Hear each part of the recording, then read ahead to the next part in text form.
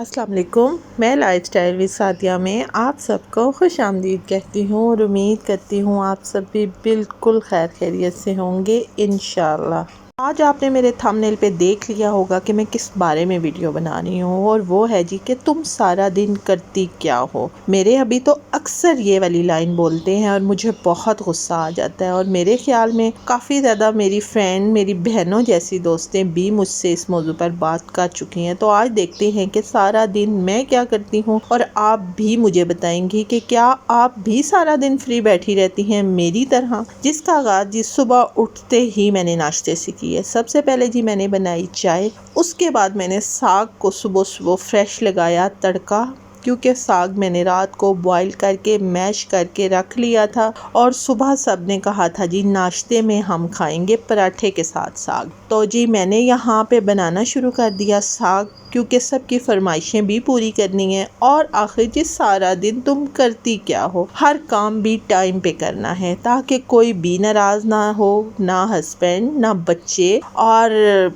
जिनकी joint family है ज़ाहिर बात है उनको भी सबका ख्याल रखना होगा। मैं ये है कि सिर्फ अपनी फैमिली के साथ रहती हूँ, लेकिन मुझे ये लाइन अक्सर सुनने को मिलती है। आप सब मुझे इस बारे में ज़रूर बताइएगा कि आप भी सारा दिन कुछ करती हैं या मेरी तरह बस बैठी ही रहती हैं। साथ साथ जी दूसरे चूल्हे पे मैंने बना लिए पराठे, क्योंकि पराठे भी तो खाने हैं नाश्ते में। 3-4 आइटम ना हो तो इनका गुजारा भी नहीं है। और यहाँ जी सर्दी है, किसी की चेस्ट ख़राब है तो किसी को खांसी है, सबके लिए अंडे भी बॉईल कर लेना। तो जी साथ ही मैंने चूल्हे दूसरे पे जिस पे मैंने पराठे बनाए थे उसी पे मैंने अब अंडे बॉईल होने के लिए रख दिए हैं, और साग का तड़का तो साथ साथ जारी ही है। तकरीबन मेरा नाश्ता कंप्लीट हो गया। अब मैंने सबको नाश्ता वगैरह करवाया और उसके बाद मैं आ गई हूँ जी किचन में। और किचन में आकर आज मैं आपसे शेयर करने वाली हूँ नॉन स्टिक आपका तवा हो तो उसे आप किस तरह साफ़ करें, क्योंकि अगर हम इसे किसी भी चीज़ से रगड़ कर साफ़ करेंगे तो इस पर खराशें पड़ जाएंगी जो कि इसको ख़राब कर देंगी।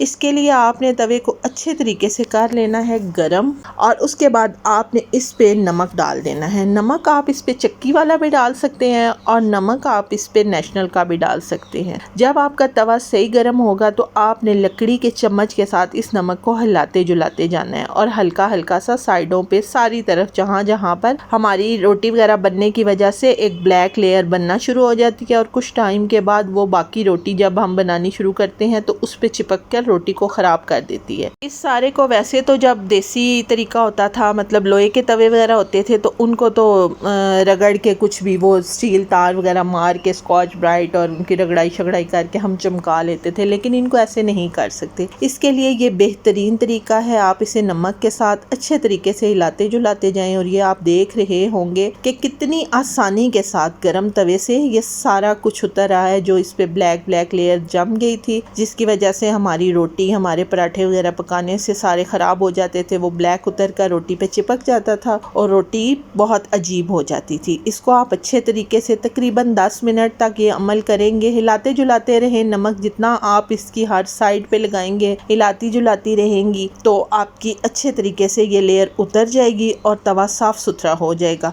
ये नहीं मैं कहूँगी कि जैसे आपने मार्केट से ख़रीदा था वो वाली लुक निकल आएगी, लेकिन आप इस नमक को देखकर अंदाज़ा लगा सकते हैं कि वो जो एक मोटी लेयर बनी हुई थी वो बिल्कुल आसानी से साफ़ सुथरी होगी है। यहाँ पर आपने किसी सॉफ्ट बर्तन धोने वाले, यानी कि स्कॉच ब्राइट होता है एक तरफ और एक तरफ फोम लगा होता है ना, आपने स्कॉच ब्राइट नहीं लगाना, लेकिन फोम की मदद से अच्छे तरीके से गर्म पानी से इसको वॉश कर लेना है। और ये आप देख सकते हैं कि वो लेयर इसकी बिल्कुल ख़त्म हो गई है। इसके बाद जी घर की सफाइयाँ और वो काम वगैरह, बेटी इन दिनों घर है तो वो हेल्प कर देती है, इसलिए मैंने वो नहीं शेयर किया, लेकिन वो भी डेली रूटीन का हिस्सा है। और कभी कभी जब मेरे हबी मूड में होते हैं ना तो वो मुझे ये बात भी साथ कह देते हैं कि यार तुम एक ही काम डेली करते हो, तुम लोग बोर नहीं होते? तो मैं हंसती हूँ, मैं कहती हूँ आप भी तो ऑफिस जाके एक ही काम बार बार करते हैं ना, ऑफिस वर्क, तो आप भी बोर नहीं होते? मैंने कहा यार क्या करें, करना है। हाँ ये मान लेते हैं कि हफ्ते में एक दिन छुट्टी ज़रूर करते हैं, जिस दिन वो घर होते हैं उस दिन इतना ज़्यादा काम नहीं होता, लेकिन किचन का अच्छा खासा काम फिर भी होता है। और आज मैंने कहा चले जी मैं ज़रा अपने पौधों को टाइम दूँ, क्योंकि इन्हें अब उस तरह तो पानी नहीं देते क्योंकि सर्दियाँ हैं, तो इनके पत्ते वगैरह ना थोड़े मुरझाए हुए और गंदे भी लग रहे थे। तो मैंने कहा चलें जी बेटी को, आप जितनी देर अंदर से सारे कमरे वगैरह साफ़ करती हो उतनी देर में मैं बाहर अपने पौधों को देख लूँ। सर्दियाँ हैं तो कुछ पौधे भी रुखे रुखे से हो रहे हैं, उस तरह फ्रेश नहीं है, लेकिन ये है कि जो ही मौसम चेंज होगा अगर हम इनकी हल्की फुल्की केयर जारी रखेंगे तो इंशाल्लाह ये दोबारा से हरे भरे हो जाएंगे। और माशाल्लाह से ये जी मेरी मनी प्लांट है, ये बहुत प्यारी ग्रो कर रही है। मुझे बहुत शौक था कि ये गमले से भरी भरी सी निकले और उसी तरह हो गई है जैसे कि मेरा दिल था।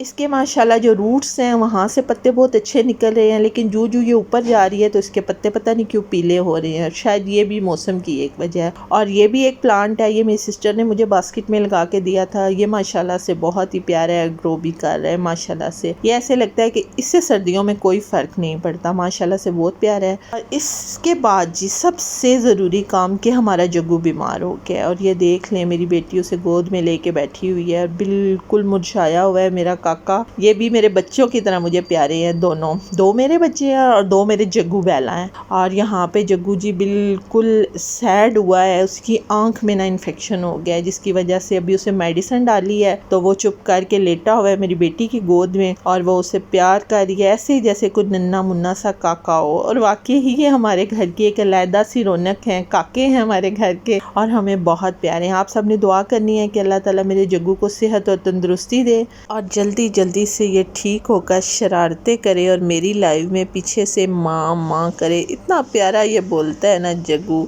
और इसके बाद जी फिर हब्बी ने लेने थे शूज़, तो वो कह रहे थे आओ मेरे साथ मार्केट चलो। देखे भी सारा दिन मैं करती क्या हूँ, पहले मैं घर के काम करती हूँ, फिर कोई बीमार हो जाए उसकी आदत, सब कुछ मेरे ज़िम्मे, और फिर साथ इनके साथ जाओ जी शॉपिंग भी करो क्योंकि वो अकेले कहीं नहीं जाते। और फिर जी हम आ गए इंडिया पे, उन्होंने शूज़ लेने थे और अभी तो देख रहे थे, मुझसे भी पूछ रहे थे, तो मैंने कुछ अपने कीमती मशवरे मुफ्त में दिए और कुछ उन्हें कहा जी आप अपनी पसंद और अपनी मर्ज़ी से भी ले सकते हैं। तो अभी वो देख रहे थे, इंशाल्लाह उम्मीद है कि उन्हें कुछ ना कुछ पसंद आएगा क्योंकि 3 से 4 शूज़ वो देख रहे थे कि देखता हूँ जो मेरे पाँव पे सूट करें और कंफर्टेबल हों वो मैं ले लूँगा। तो अब यही है कि इंशाल्लाह जी के उन्होंने शूज़ अगर ले लिए तो फिर हमें कहीं मज़ीद आगे नहीं जाना पड़ेगा और घर की वही टेंशनें और ये करना है वो करना है जो हम कहीं भी चले जाएं, चाहे यकीन करें किसी शादी पे जाएं या किसी के घर ख़त्म पे जाएं, कोई भी काम हो,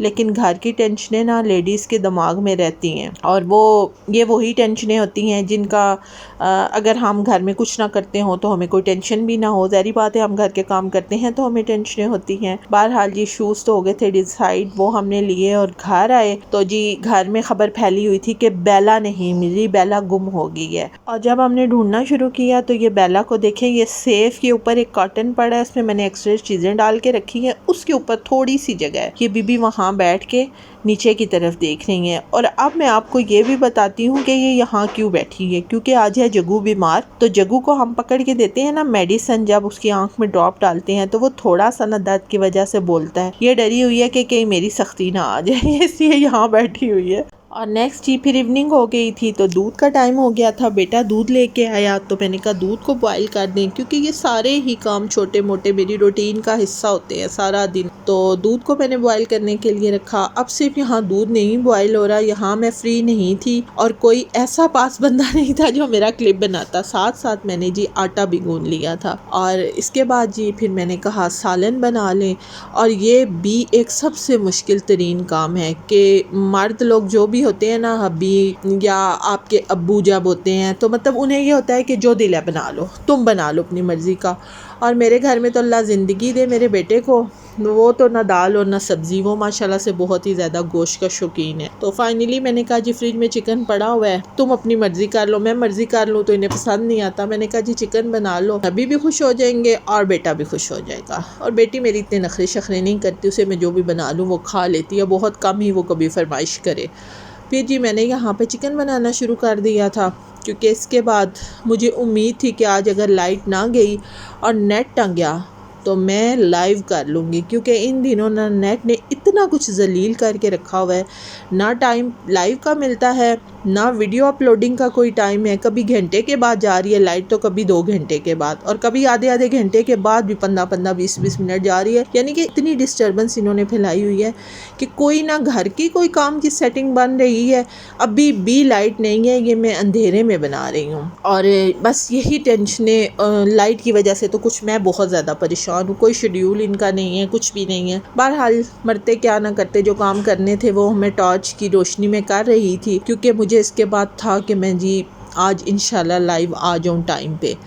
और इंशाल्लाह अगर लाइट आ गई तो 7 बजे ये भी काम मेरे रूटीन का एक हिस्सा है। और लाइट तो आ गई थी, लेकिन मैं लाइव नहीं आ सकी, थोड़ी सी लेट आऊँगी, क्योंकि मेरी भांजी आ गई थी मुझसे मिलने के लिए। वो अपनी मामा के घर रहने आई थी, यानी कि मेरी सिस्टर के घर, तो वो मुझसे मिलने आ गई। तो फिर हम काफ़ी देर बैठे, गपशप लगाई और उनके लिए जी चाय वगैरह का इंतज़ाम किया, क्योंकि मेहमान तो रहमत होते हैं और बेटियां भी रहमतें होती हैं। जब बेटी घर आए तो फिर आपको पता है कि बंदा कितना खुश होता है। और फिर जी अल्हम्दुलिल्लाह से वो मेरे घर आई है। उसकी तबीयत थोड़ी ख़राब थी, अब अल्लाह का शुक्र है वो बेहतर है। आपने उसके लिए भी ज़रूर दुआ करनी है कि अल्लाह ताला उसे सेहत और तंदुरुस्ती वाली ज़िंदगी अता करें और सब बहनों बेटियों को खुशियाँ ही खुशियाँ दें। और ये जी कल तो मैंने हबी को फाइनली टाल दिया था। लेट नाइट क्रेविंग होती है उन्हें भी और मुझे भी आदत है, क्या हुआ वेदर इंजॉय करके आए। तो हम वेदर इंजॉय करने बाहर निकले थे लेट नाइट। हम चले गए कोयटा पे, वहाँ से हमने पी चाय और साथ खाया जी पराठा। तो ये था मेरा आज का व्लॉग, मेरी आज की शेयरिंग। उम्मीद करती हूँ आज का व्लॉग, आज की शेयरिंग आपको पसंद आई होगी।